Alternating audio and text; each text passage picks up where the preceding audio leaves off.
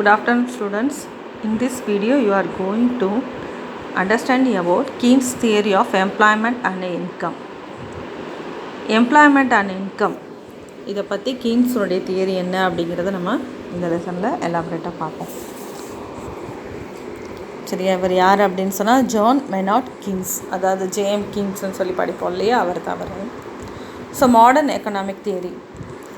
Economic தியரியை பொறுத்தளவில் அதனோட டெவலப்மெண்ட்டுக்கு ஒரு டேர்னிங் பாயிண்ட் அமைஞ்ச விஷயம் என்னன்னு கேட்டால் ஜேஎம் கீன்ஸினுடைய புக்கு தான். சரியா, 1936 அவர் அந்த புக்கை வந்து பப்ளிஷ் பண்ணியிருப்பார்.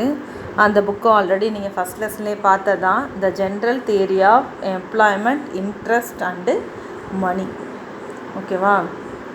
So Keynes book the general theory of employment and interest and money, published in 1936, is highly significant work that marked a turning point in the development of modern economic theory. The theory of Keynes was against the belief of classical economics that market forces in capitalist economy adjust themselves to attain equilibrium. Keynes not only criticized the classical economics but also advocated his own theory of employment.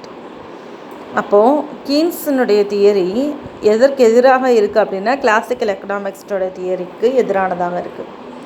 Classical எக்கனாமிக்ஸ்னால் தொன்மை பொருளியல் அறிஞர்கள்னு சொல்லியிருக்கேன். அவங்க என்ன சொல்கிறாங்க அப்படின்னா, capitalist economy, அதாவது முதலாளித்துவ பொருளாதாரம், ப்ராஃபிட்டு மட்டுமே நோக்கமாக வச்சுருக்கக்கூடிய கேபிட்டல் எக்கனாமிக்ஸை பொறுத்தளவுக்கு இங்கே ஈக்குவலிபிரியம் வந்துட்டு சமநிலை.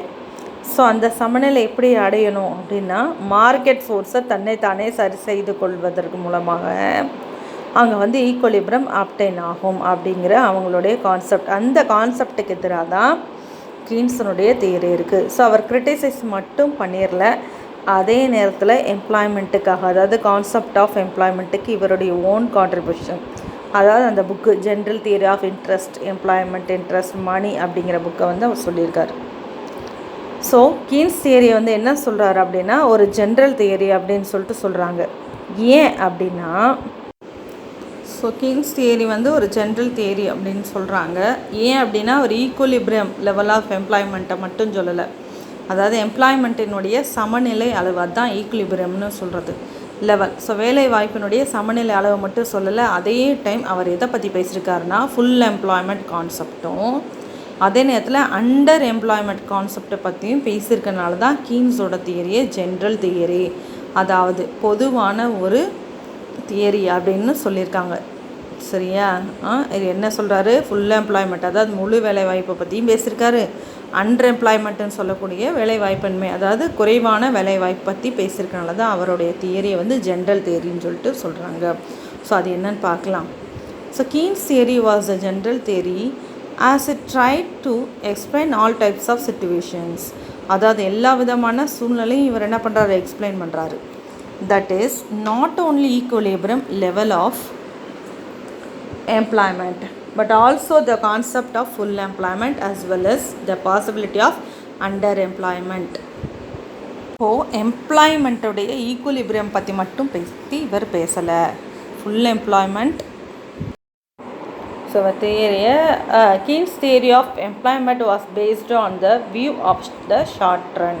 அப்போ கீன்ஸோட தியரி ஆஃப் எம்ப்ளாய்மெண்ட்டை பார்க்கும்போது எந்த வியூவில் நம்ம எடுத்துக்கணும்னா, முன்னாடியே படிச்சிருப்பீங்க, லாங் ரன், ஷார்ட் ரன்னு படிச்சிருப்பார். ஸோ அதில் ஷார்ட் ரன் வியூவில் தான் அவருடைய தியரி ஆஃப் எம்ப்ளாய்மெண்ட்டை வந்து நம்ம படிக்கணும். So according to Keynes, the factors of production such as capital goods, supply of labour, technology and efficiency of labour are remain unchanged while determining the level of employment.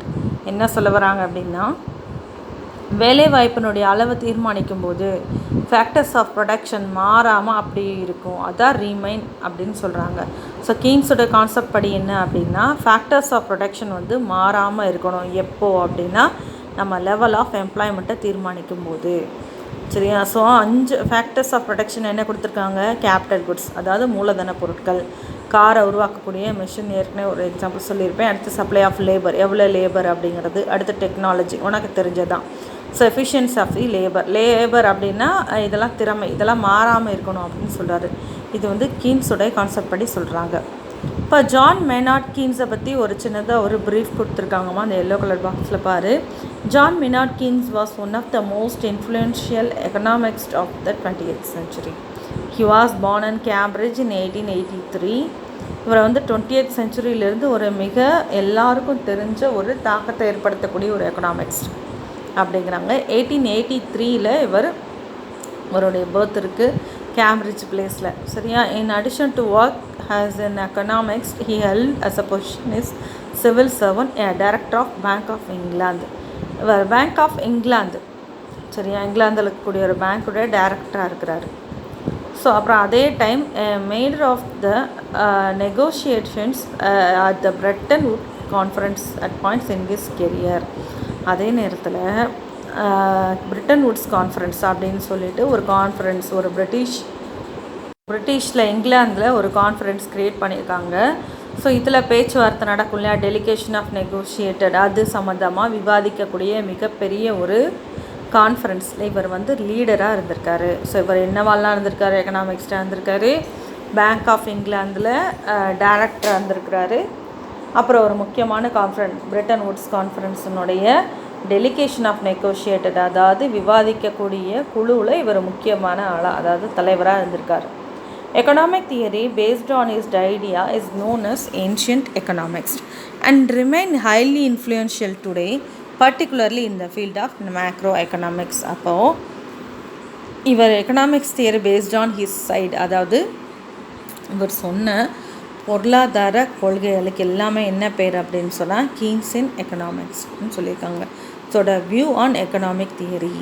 So இவருடைய பொருளாதார கொள்கை சம்மந்தமான அவருடைய கருத்துக்கள் எல்லாமே என்ன சொல்கிறாங்க? கீன்ஸ் எக்கனாமிக்ஸ்ன்னு சொல்கிறாங்க. ஸோ இன்றைக்கி இந்த தாக்கத்தை ஏற்படுத்தக்கூடிய ஒரு முக்கியமான ஒரு ஆள் யார் அப்படின்னா, அதை பர்டிகுலராக சொல்லணும்னா மேக்ரோ எக்கனாமிக்ஸில் நிறைய எக்கனாமிக்ஸ் அதெல்லாம் பார்த்துருக்கேன். ஆனால் மேக்ரோ எக்கனாமிக் பொறுத்தளவுக்கு அந்த ஃபீல்டில் ரொம்ப முக்கியமாக நமக்கு தேவைப்படக்கூடிய ஒரு ஆள் யார் அப்படின்னு சொன்னால் ஜேஎம் கீன்ஸ் அப்படிங்கிறவர் தான். சரியா? ஸோ அடுத்த டாபிக் பார்க்கலாம். என்ன அப்படின்னு சொன்னால் எஃபெக்டிவ் டிமாண்ட் பற்றி பார்க்கலாம். நம்ம பார்க்கலாம். சரியா? இது ரொம்ப ஈஸியான கான்செப்டாக கவனிச்சினாலே போதும். சரியா? ஸோ எஃபெக்டிவ் டிமாண்டுன்றது ரொம்ப சிம்பிளான கான்செப்ட்னு சொன்னேன். ஃபார் எக்ஸாம்பிள், இப்போ நீ ஒரு மொபைல் ஃபோனோ இல்லை ஒரு காரோ வாங்குறேன்னு நினைக்கிறேன் வச்சுக்கவேன். சரியா? அது வந்து உன்னுடைய டிமாண்ட். சரியா? இப்போ அந்த மொபைல் ஃபோனை நீ காசு கொடுத்து வாங்கிட்டேன்னா அதுக்கு பேர் எஃபெக்டிவ் டிமாண்ட். சரியா? ஒரு பொருளை வாங்குறதுக்காக மக்கள் செலவழிக்கக்கூடிய பணம், அதுதான் எஃபெக்டிவ் டிமாண்ட். ஒரு பொருளை வாங்குவதற்காக அல்லது ஒரு முதலீடு செய்வதற்காக மக்கள் செலவழித்த பணத்திற்கு பேர் தான் எஃபெக்டிவ் டிமாண்ட். இந்த எஃபெக்டிவ் டிமாண்டை வச்சு தான் லெவல் ஆஃப் எம்ப்ளாய்மெண்ட்டே முடிவு பண்ண முடியும். ஸோ இந்த கான்செப்ட் தான் நம்ம பார்க்க போகிறோம். புரியுதா? இப்போ எஃபெக்டிவ் டிமாண்ட்னா என்ன? மக்களால் செலவழிக்கப்பட்ட பொருளுக்காக மக்களால் செலவழிக்கப்பட்ட பணம்னு எதை சொல்கிறோம்? எஃபெக்டிவ் டிமாண்ட் சொல்ல போகிறோம். ஸோ இதுதான் இப்போ நம்ம வந்து டிஸ்கஸ் பண்ண போகிறோம். The starting point of Keynes' theory of employment and income is the principle of effective demand. அப்போ கீன்ஸினுடைய theory of employment and income நம்ம படிக்கணுன்னாலே ஃபஸ்ட்டு எதை படித்தாகணும்? Effective demand. So effective demand denotes money actuals spent by the people on products of industry. அங்கே பாரு, அப்போது ஒரு பொருளை வாங்குவதற்காக மக்கள் செலவழித்த பணம். ஸோ அதுதான் money actual spend by the people அப்படின்னு சொல்கிறாங்க. சரியா? So the money which entrepreneur receive is paid in the form of rent, wages, interest and profit. Therefore, effective demand equals national income. அப்போ என்டர்ப்ரனர்னு ஒரு ஆளுக்கு தெரியும். என்டர்ப்ரனர்னு யார்? தொழில் முனைவோர், அல்லது அவர் சொந்தமாக தொழில் தொடங்குறது. ஸோ அவருக்கு வரக்கூடிய பணம், அவருக்கு என்னது, பிஸ்னஸ் மேனுக்கு பணம் வருது இல்லையா? ஸோ அவர் அதை எப்படி செலவழிக்கிறார் அப்படின்னா, இப்போ ஒரு கம்பெனி நடத்துகிறார். அந்த கம்பெனி வந்து என்ன சொல்கிறது, வாடகைக்கு நடத்துகிறார். ஸோ அந்த கம்பெனி வந்து அந்த இடத்துக்கு வந்து ரெண்ட்டு கொடுக்குறாரு. ஸோ அவர் கம்பெனியில் ஒர்க் பண்ணுற லேபருக்கு வேஜஸ் கொடுக்குறாரு, அதாவது கூலி கொடுக்குறாரு. சப்போஸ் கடை வாங்கியிருந்தானா அந்த கடனுக்கு இன்ட்ரெஸ்ட் பே பண்ணுவார்.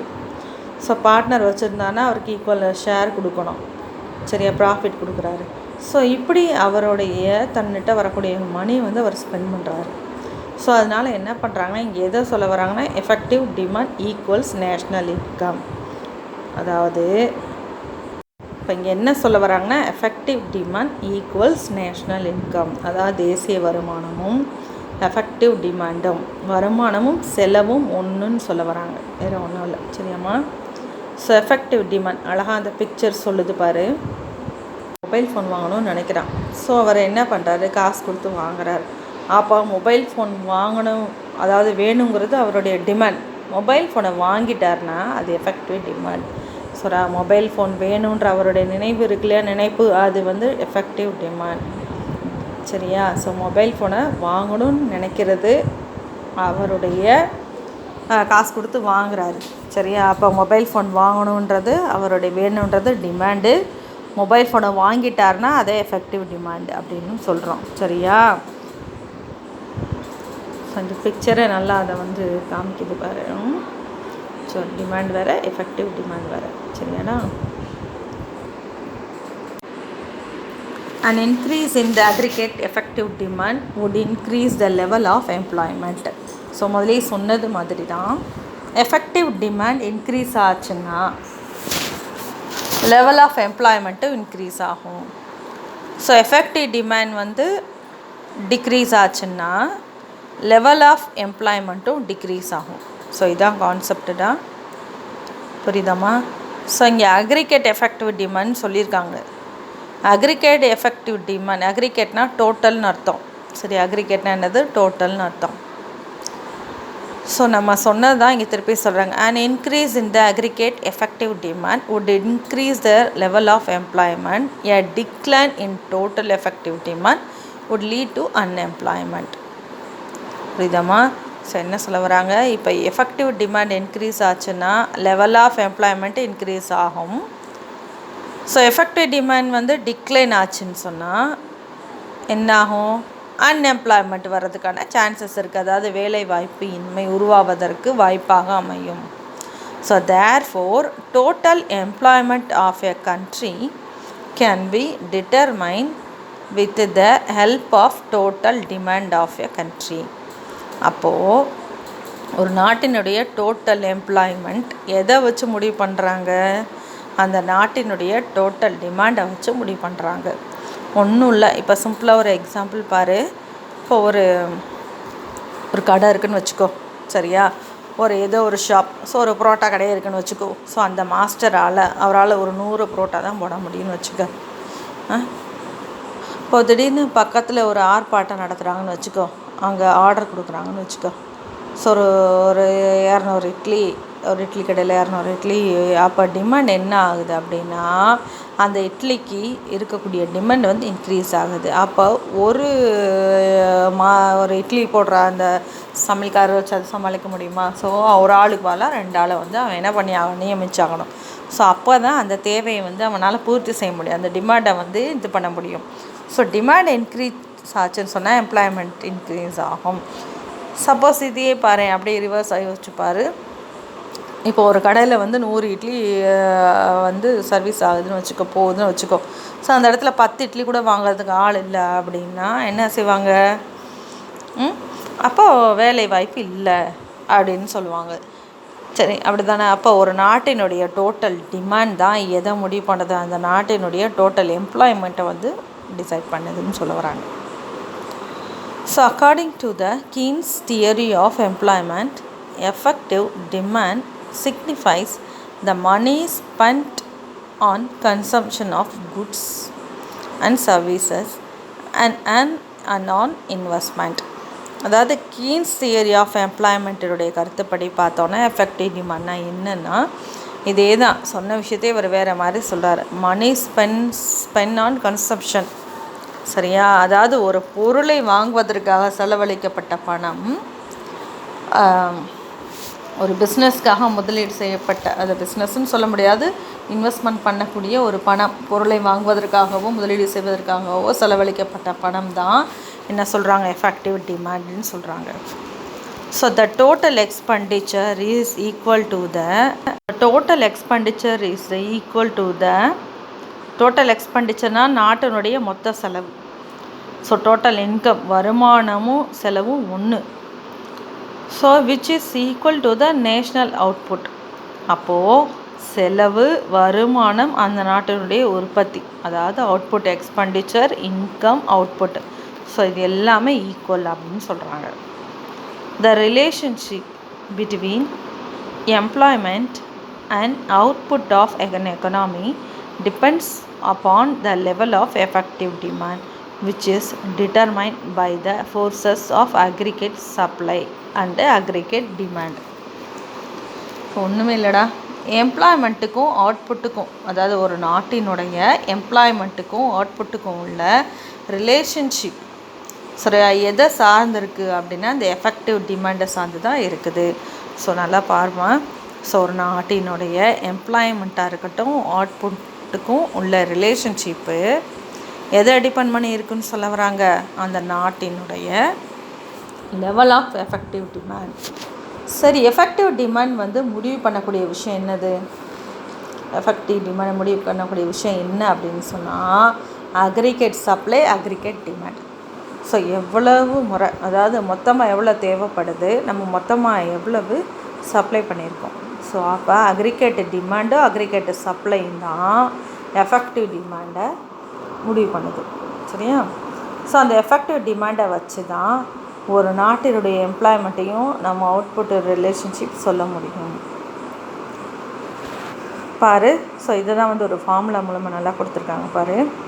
இடி அப்படிங்கிறது எஃபெக்டிவ் டிமாண்ட். ஸோ அதுக்கு எதுக்கு ஈக்குவலாக இருக்குது, ஒய்ங்கிறது நம்ம நேஷ்னல் இன்கம் சொல்கிறதுக்காக டினோட் பண்ணக்கூடிய சிங்கிள் லெட்டர் வந்து Y. So equal to C plus I, அதாவது கன்சம்ஷன், எக்ஸ்பெண்டிச்சர். சரியா? ஸோ ஐங்கிறது investment, expenditure, equal to output, equal to employment. So எஃபெக்டிவ் டிமாண்டுன்னா இதுதான் உங்களுக்கு வந்து ஒரு ஐடென்டிட்டி மாதிரி.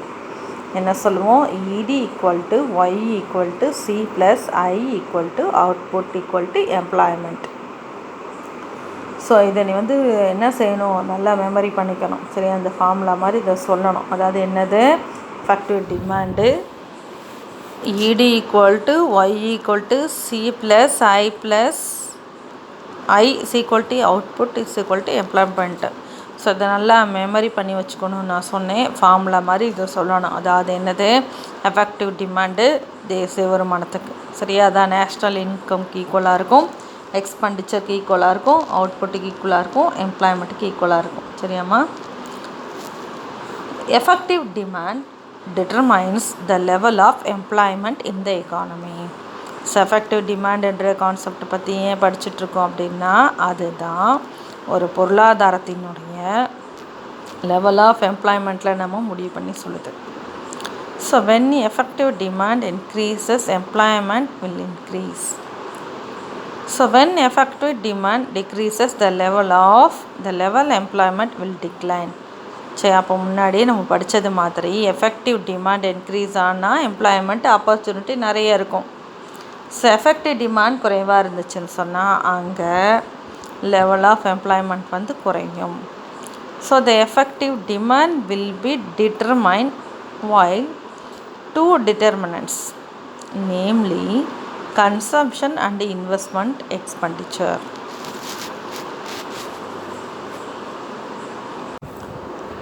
The effective demand will be determined by two determinants, namely consumption and investment expenditure. அப்போது எஃபெக்டிவ் டிமாண்ட் வந்து எப்படி எதை வச்சு முடிவு பண்ணுறாங்கன்னா அதுக்கு ரெண்டு டிட்டர்மெண்ட்ஸ் இருக்குது. எஃபெக்டிவ் டிமாண்டை தீர்மானிக்கக்கூடிய காரணிகள் ரெண்டு. ஒன்று என்ன, கன்சம்ஷன் நம்ம பொருளை வாங்கி பயன்படுத்துகிறதுக்கு பேர் கன்சம்ஷன். ஸோ இன்னொன்று இன்வெஸ்ட்மெண்ட், நம்ம ஒரு இதில் முதலீடு பண்ணுறது. சரியா? ஸோ இதுக்காக செய்யக்கூடிய எக்ஸ்பெண்டிச்சர். ஸோ இது ரெண்டை வச்சு தான் எதை முடிவு பண்ண எஃபெக்டிவ் டிமாண்டை வந்து தீர்மானிக்க முடியும். So the effective demand will be determined by two determinants, namely consumption and investment expenditure. சரி, முதல்ல கன்சம்ஷன் பாரு. The consumption function depends upon income of the people and marginal propensity to consume. அப்போ consumption function எதை சார்ந்திருக்கு அப்படின்னு சொன்னால் மக்களுடைய வருமானம், அதுதான் இன்கம் ஆஃப் த பீப்புள். அடுத்தது என்னென்னா மார்ஜினல் ப்ரொபன்சிட்டி கன்சியூம். இங்கே ப்ரொபன்சிட்டின்றது விருப்பம், டிசையர். அப்போது வாங்குவதற்கான இறுதிநிலை விருப்பம். சரியா, இது தமிழில் தெரிஞ்சுக்கோ. ஸோ இன்கம் ஆஃப் த பீப்புளும் மார்ஜினல் ப்ரொபன்சிட்டி டு கன்சியூமும், ஸோ வாங்குவதற்கான விருப்பம்னு வச்சுக்கலாம். According to Keynes, if income is increases, consumption will also increase, but by less than the increase in income. Keynes என்ன சொல்ல வரானா, இன்கம் இன்க்ரீஸ் ஆச்சுன்னு சொன்னால் கன்சம்ஷன் இன்க்ரீஸ் ஆகும். ஆனால் இன்கம் இன்க்ரீஸ் ஆகிற அளவுக்கு கன்சம்ஷன் இன்க்ரீஸ் ஆகாது. அதாவது அதை விட குறைவாக இன்க்ரீஸ் ஆகும். ஃபார் எக்ஸாம்பிள், இப்போ இன்கம் 500 இன்க்ரீஸ் ஆச்சுன்னு சொன்னால் கன்சம்ஷன் எவ்வளோ இருக்கும்னா 400 இன்க்ரீஸ் ஆகும், அவ்வளோதான். ஸோ இதே ரேஷியோ, சேம் ரேஷியோவில் ரைஸ் ஆகாது. இன்கம் அதிகமாக இன்க்ரீஸ் ஆகும், அதை விட குறைவாக கன்சம்ஷன் இன்க்ரீஸ் ஆகும். ஸோ இதை அவருடைய கான்செப்ட். நெக்ஸ்ட்டு பார்த்திங்கன்னா இன்வெஸ்ட்மெண்ட்.